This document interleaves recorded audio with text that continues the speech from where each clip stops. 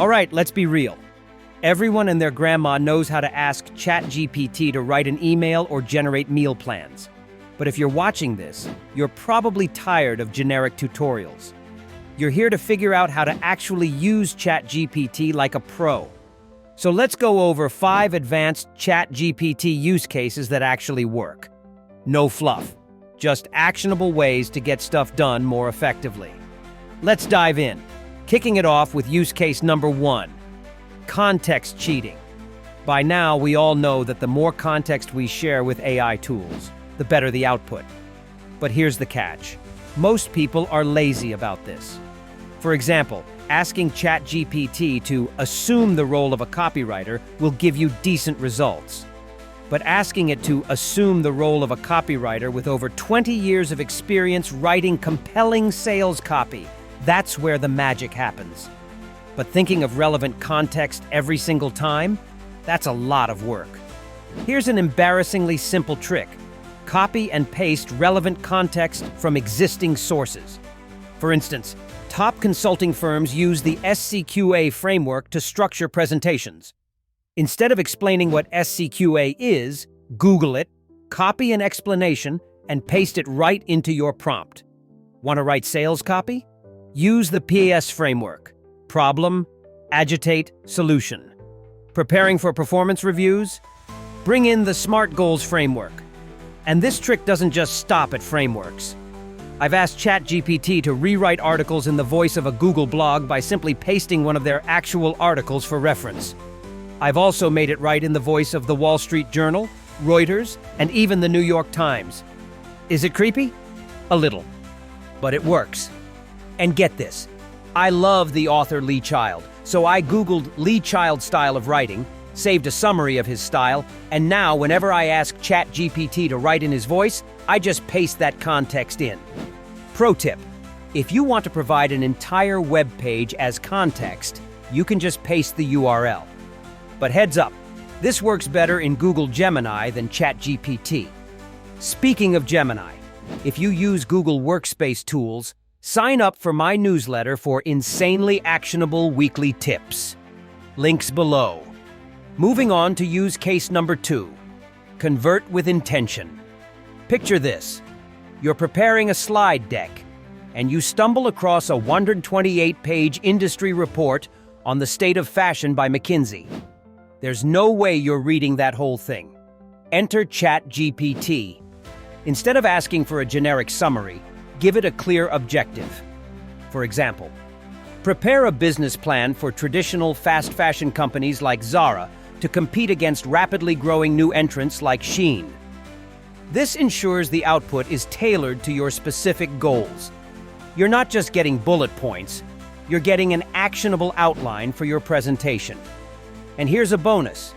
You can even ask ChatGPT which pages of the report it referenced, so you can fact-check or dive deeper. Seriously, this trick has saved me hours. Now, let's talk about use case number 3, answer leveling. Most of us know ChatGPT is great for brainstorming, but without structure, the results can be hit or miss. One day, it's brilliant. The next day, it's like, hey, have you thought about making short-form videos? Here's how to fix that inconsistency. Use answer leveling. Here's an example. Let's say I'm a product marketing manager trying to engage B2B customers. I tell ChatGPT, a level 1 idea would be email marketing. Boring, but safe. A level 2 idea would be hosting a webinar or event. Higher production, but still nothing crazy. Then I ask ChatGPT for 5 level 3 ideas based on those examples, and the results are game-changing. Tailored audits with live consultations, a growth academy, hyper-localized campaigns. It's like having an entire creative team at your fingertips. And it doesn't stop there. You can use answer leveling for deeper insights, too. If you're uncovering customer pain points, start with level 1, basic challenges, move to level 2, recurring issues, and then ask for level 3, deep-seated fears or frustrations. Trust me, level 3 is the sweet spot between usable and wildly creative ideas. On to use case number 4, seamless data extraction. I once created an open job database for friends who got laid off. Here's how I did it. I went to a career site, filtered for location and job title, then copied all the text on the page. I asked ChatGPT to organize it into a table with columns like job title, company name, and location. It spit out a CSV file, which I imported into Notion. In minutes, I turned messy, unstructured data into a clean, usable resource. And just to prove I'm not making this up, the database is live on LinkedIn. Whether you're creating job boards, analyzing sales data, or organizing project details, this technique is a lifesaver. And finally, use case number 5, uncovering actionable insights. Let's say you've launched a paid wallpaper app and you're getting negative feedback. Not real, by the way. Just go with it. You can ask ChatGPT to recommend categories to organize the feedback, attach your data, and even assign action items for each category. For example, add a feature where paid users can vote on upcoming wallpaper packs, or introduce a 30-day free trial for the paid version. These are actionable ideas tied directly to user feedback. And here's the kicker. ChatGPT can even help you visualize the data for presentations. Charts, graphs, whatever you need. It can create them or guide you step by step.